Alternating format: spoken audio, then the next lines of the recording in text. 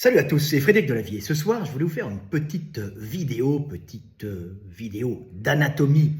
et d'évolution pour vous parler de la main humaine. Alors, vous voyez ça, la main humaine est une main très particulière pour un primate puisqu'elle a la possibilité d'avoir une pince entre le pouce et les autres doigts, chose qui est déjà plus difficile chez les autres primates qui ont un petit pouce et de grands doigts qui se mettent en crochet pour grimper aux branches. Mais la main humaine est merveilleuse comme la main des primates et de nos ancêtres arboricoles, mais la vidéo que je vais vous faire est une vidéo qui vous explique le processus qui a mené à l'apparition de cette merveilleuse main humaine qui permet de travailler avec précision, de faire des outils avec précision, mais aussi d'enserrer dans ses mains des gourdins pour frapper avec puissance, mais aussi pour lancer avec précision, pouvant étendre les doigts pour accompagner le projectile. Cette main humaine est formidable. Alors tiens, au passage, vous voyez ici le petit pli qu'on peut voir ici, ce sont des muscles qui se contractent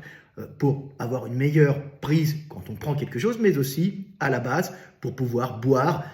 dans ses mains, puisque les hommes, les primates, ont besoin de boire et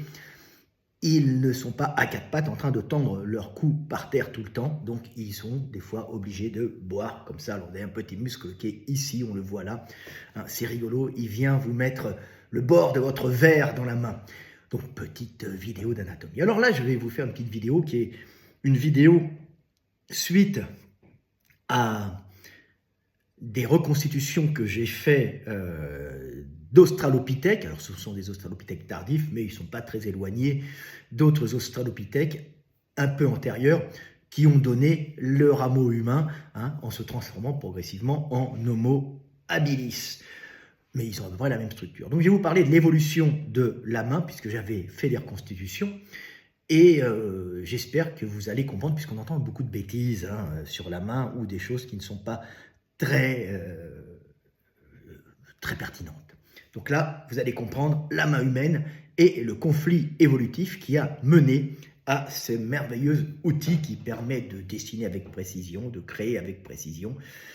de jouer de la guitare, mais aussi de taper très fort des ennemis et de lancer pour tuer et chasser. Voilà.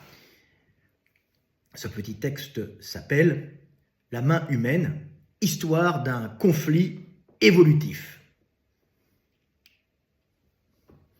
Quand nos ancêtres se retrouvèrent bipèdes en savane, zone extrêmement dangereuse par le nombre de grands fauves qui y vivent, ils furent confrontés à un dilemme évolutif. Continuer à grimper dans les arbres, avec agilité pour se mettre rapidement en sécurité afin de ne pas finir dans l'estomac d'un prédateur, ou maintenir fermement des bouts de bois pour s'en servir de gourdins et saisir des cailloux pour les utiliser comme projectiles afin de se défendre des prédateurs tout en pouvant manipuler avec précision pierres et cailloux afin de modifier leur structure dans une démarche volontaire préméditée pour en faire des outils facilitant leur survie. Grimper et utiliser des outils comme des branches et des cailloux pour frapper et lancer sont au niveau anatomique conflictuels. En effet, à partir d'un certain poids, grimper pour un primate devient assez problématique, les chutes devenant de plus en plus dangereuses avec l'augmentation du poids entraînant un risque accru de blessures graves et de décès. Grimper demande pour un gros singe, en plus d'être capable d'agripper fermement les branches par une puissante contraction des muscles fléchisseurs des doigts, de pouvoir aussi fléchir automatiquement ses phalanges en crochet lors de la saisie des branches sans avoir à contracter les muscles fléchisseurs des doigts afin de rester accroché sans risque de chuter dangereusement si les muscles fléchisseurs des doigts viennent à se décontracter. Cette particularité, ce système particulièrement efficace de crochet pour se maintenir avec un maximum de sécurité dans les branches sans avoir les mains qui lâchent, fut consécutif à une sélection des individus ayant un petit pouce difficilement opposable à de longues phalanges courbées actionnées par de puissants muscles fléchisseurs des doigts, mais surtout des fléchisseurs des doigts aux tendons raccourcis qui, lorsque le primate porte la main en extension pour saisir une branche, entraînent le recourbement automatique des phalanges en crochet afin de se maintenir accroché sans effort et fermement, évitant ainsi la chute invalidante. Voilà, c'est-à-dire rapidement, c'est-à-dire que le singe peut fléchir le poignet à ce moment-là et il peut étendre les doigts, mais s'il étend la main pour agripper une branche, il va y avoir un recouvrement automatique des doigts puisque les fléchisseurs qui sont ici, qui tendent les doigts, sont trop courts. Ils sont très courts et c'est fait exprès en fin de compte, mais ça limite à bien des niveaux. Ce système de main avec de longs doigts pouvant se transformer en solide crochet, si efficace et sûr pour grimper aux arbres, devient par contre problématique pour saisir et enserrer avec fermeté bâtons et cailloux afin de s'en servir d'outils de défense pour frapper ou lancer, et devient de plus particulièrement inefficace pour manipuler avec précision bâtons et cailloux afin de fabriquer des outils même rudimentaires. C'est ainsi que dans les premiers temps, sous l'effet de la pression sélective du milieu, l'évolution de nos ancêtres prit la voie du milieu, c'est-à-dire celle du compromis entre la possibilité de continuer à bien grimper aux arbres pour échapper aux prédateurs et celui de pouvoir saisir avec précision des pierres et des branches pour s'en servir d'outils afin, en frappant et en lançant, de se défendre ou de chasser, et même parfois de fabriquer des outils rudimentaires en modifiant manuellement des pierres, des branches et des os. Confrontés entre le besoin fondamental d'aller chercher dans la vaste savane leur nourriture en quittant les arbres où ils pouvaient se réfugier à l'abri des fauves, et le besoin de pouvoir maintenir fermement des branches et des pierres pour se défendre de ces mêmes fauves, sans toutefois empêcher la possibilité de grimper aux arbres pour échapper aux fauves les plus dangereux, la morphologie de nos ancêtres se modifia sensiblement, conservant certaines structures, favorisant le déplacement arboricole, tout en perdant d'autres pour les remplacer par la capacité, le poignet porté en extension, de maintenir fermement des objets pour frapper avec puissance, tout en pouvant occasionnellement effectuer des manipulations précises afin de fabriquer des outils. Nos ancêtres bipèdes, mais arboricoles, conservèrent dans un premier temps une ceinture scapulaire faite pour grimper facilement aux arbres, avec une omoplate ou scapula légèrement orientée vers le haut, comme leurs ancêtres arboricoles, un acromion peu couvrant permettant à l'humérus de monter jusqu'à la verticale, sans rencontrer de butée osseuse limitante, et un volumineux et puissant muscle deltoïde permettant d'amples mouvements de circonduction afin de mouvoir le bras dans tous les plans de l'espace avec facilité pour saisir les branches. Le tout complété par un puissant chef-long du triceps brachial à l'attache sur la scapula proportionnellement bien plus grosse que celle des humains modernes, solidarisant par là l'humérus à la scapula et empêchant lors des suspensions dans les branches les luxations invalidantes de l'articulation scapulo-humérale. Voilà, donc très intéressant à comprendre. Pour pouvoir continuer à grimper, la structure des bras de nos lointains ancêtres bipèdes, dans un premier temps, ne se modifia que très peu, conservant une longueur importante pour saisir les branches éloignées, avec un avant-bras composé des os radius et ulna très longs, proportionnellement à l'humérus, et une musculature massive faite pour saisir avec force les branches et se tracter verticalement avec puissance. Tout cela rappelant à s'y méprendre l'anatomie des membres supérieurs des musculaires chimpanzés communs actuels ou pannes troglodytes, bien adaptés à la vie arboricole, mais dont les mains diffèrent radicalement de celles de nos premiers ancêtres bipèdes de savane qui étaient les australopithèques. En effet, si nos premiers ancêtres de bipèdes de savane, que nous nommons australopithèques, pourraient être comparés à un tronc et des bras de chimpanzés posés sur un bassin et des membres inférieurs presque humains, à quelques détails près, les mains des australopithèques n'avaient déjà plus rien à voir avec les mains à petits pouces et longs doigts en crochet des grands primates arboricoles de forêt, comme par exemple les chimpanzés actuels. Mains presque humaines des australopithèques qui contrastent fortement avec leurs bras, leur ceinture scapulaire et leur tronc si proche de celui des musculaires chimpanzés communs.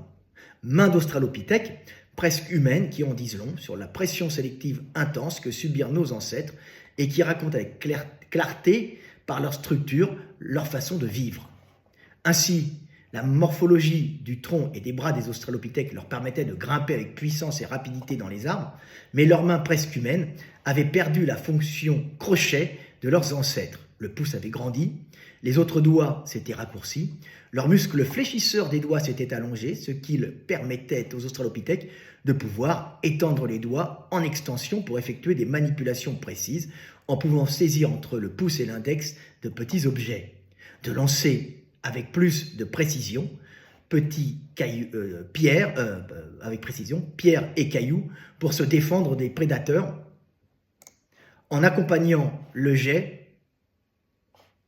d'une extension des doigts pour orienter avec précision le projectile sur la cible et surtout d'enserrer avec puissance dans leurs mains bâtons et cailloux pour frapper avec force. Mais s'ils pouvaient encore grimper et se hisser avec force et rapidité dans les arbres pour s'y réfugier afin de fuir les prédateurs, la disparition de la fonction crochet de leurs mains les empêchait de sauter et de se balancer avec agilité de branche en branche et rendait leur déplacement dans les arbres beaucoup plus dangereux, causant la mort par chute relativement fréquente. À ce titre, Lucie, on suppose, d'après les dernières études, et le type de fracture qu'il y avait sur les os, par enfoncement, en mettant la main en avant de la tête de l'humérus, qu'elle était morte en tombant d'un arbre. Donc un truc classique chez les singes, et encore plus classique chez nos ancêtres qui avaient perdu cette fonction crochet, mais qui pouvaient encore grimper. Si la mort par chute était à cause du changement de morphologie des mains des australopithèques une des principales causes de mortalité, les mains presque humaines des australopithèques, permettant de faire des outils, de frapper avec des objets et de lancer avec une précision relative, sans empêcher de monter dans les arbres, compensaient largement cette surmortalité par chute. Nos ancêtres, les australopithèques, étaient donc un mélange déroutant de caractères arboricoles de bipèdes, un étrange singe musculaire, bipède avec des jambes et des mains presque humaines, marchant debout sur de longues distances, lançant avec force, frappant avec puissance, mais continuant à se réfugier dans les arbres pour y dormir et fuir les prédateurs. Ce fut progressivement par une sélection génétique favorisant une morphologie pouvant non seulement marcher debout longtemps mais courir vite, lancer avec précision, frapper encore plus fort avec des armes fabriquées grâce à un cerveau de plus en plus gros et efficace, cerveau permettant grâce aux notions de temps exprimées et à l'acquisition d'un large vocabulaire d'organiser en groupe des actions de défense et de prédation, que nos ancêtres abandonnèrent totalement leur vie arboricole en perdant leurs adaptations morphologiques au grimper, n'ayant plus vraiment à craindre par leur propre dangerosité les grands fauves. Ils étaient alors devenus des Homo habilis, issus d'un rameau d'Australopithèque. Homo habilis, qui sont les ancêtres lointains et africains des Homo sapiens, que nous sommes et qui colonisèrent plus tard tous les continents de notre planète, en rêvant maintenant de coloniser l'espace. Voilà l'histoire de l'humanité qui passe par la main humaine, cette main humaine si particulière qui ne nous permet plus de grimper avec sécurité dans les arbres, puisqu'il n'y en a plus cette fonction crochet, mais avec ce pouce et ses doigts un peu plus petits, de manipuler avec précision des objets et de lancer très bien, en pouvant étendre la main, les doigts, quand la main est en extension, ce que les singes ne peuvent pas faire, ce qui nous permet de lancer avec précision. Ne pas oublier que l'homme est le seul animal qui a été sélectionné génétiquement pour tuer à distance en lançant des objets, c'est-à-dire éloigner des prédateurs, mais aussi tuer des proies qu'elle a mangées, que les humains ont mangées pendant des millions d'années. Donc, un tueur à distance, qui est l'homme, capable de calculer des distances, de faire des calculs assez approfondis dans le jet, dans le lancer. C'est pour ça d'ailleurs que tous les gamins aiment les jeux comme Fortnite, ou que les papis aiment jouer aux boules sur les places du sud de la France, ou que les Anglais aiment dans les pubs lancer des fléchettes, ou que tous les mecs qui veulent retrouver un peu de virilité aiment tirer, parlent d'armes et vont dans des stages en Europe de l'Est pour se former au tir, puisque c'est une fonction virile, humaine, masculine, qui a permis à l'humanité de survivre, c'est-à-dire tirer à distance, la joie de tuer à distance des êtres vivants, joie,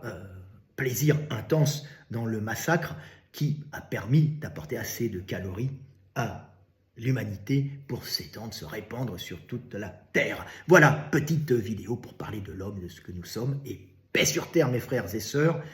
je vous aime. À bientôt.